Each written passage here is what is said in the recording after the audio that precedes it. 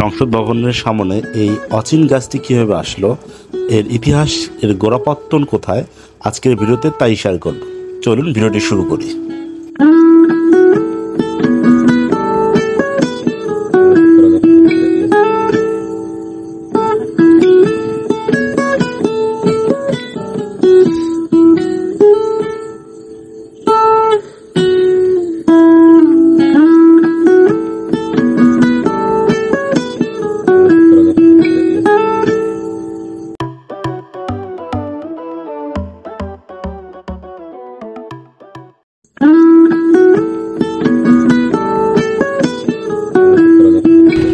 বন্ধুরা, শুভেচ্ছা জানাচ্ছি। আমি এখন যে জায়গাটা দাঁড়িয়ে আছি এটি হচ্ছে বাংলাদেশের সংসদ ভবন। আমি দেখাই সংসদ ভবনের ঠিক এই পাশটায় একটি গাছ দেখতে পাচ্ছেন। আমি দেশের গাছের দিকে আগাই। আজকে আমার গাছটা হচ্ছে কিন্তু অচিন গাছ, এবং এই গাছটি কিন্তু মূলত আসলে আমাদের সেই সময় সদস্য মাইদুল ইসলাম তিনি লাগিয়েছিলেন কুড়িগ্রাম থেকে এনে। এই গাছটি অচিন গাছ, যে গাছটি কিন্তু আসলে জানা যায়নি এর পরিচয় ইতিহাস, যে কারণে এই গাছ নাম দেওয়া হয় অচিন গাছ। এবং সেই সময় গাছটি লাগানো হয়।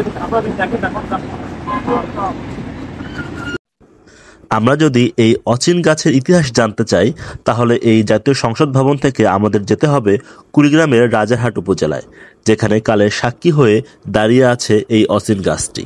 মনে করা হয় এই গাছটি প্রায় 500 বছরেরও পুরনো। এই গাছ নিয়ে রয়েছে অনেক পৌরাণিক কাহিনী। বিশেষজ্ঞদের মতে এই গাছটি পাকুর প্রজাতির গাছ। এই অচিন গাছের বিশেষত্বর কারণে তৎকালীন সংসদ সদস্য মাইদুল ইসলাম তখন এই গাছটিকে এনে এই সংসদ ভবনের সামনে একটি চারা রোপণ করে, যা আজকের এই অবস্থান আপনারা দেখছেন।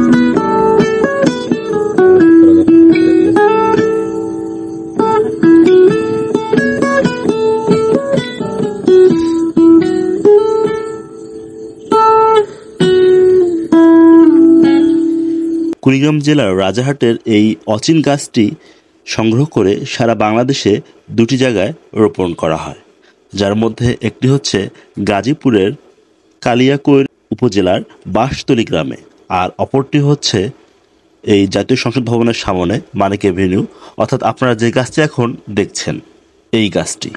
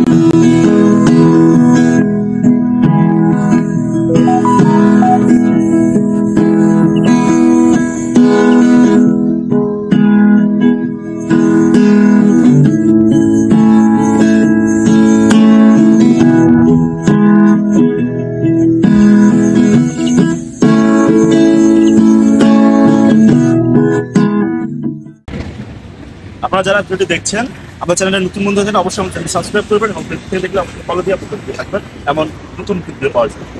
এই অচিন গাছটি রয়ে গেছে এখনো এই সংসদ ভবনের সামনে। তো বন্ধুরা, এই অচিন গাছটি পরিচয় করে দেয় কুড়িগ্রামকে। তো আজকে ভিডিওটা আমরা এখানে শেষ করছি। আবার দেখা হবে ভালো থাকবেন। আল্লাহ হাফেজ।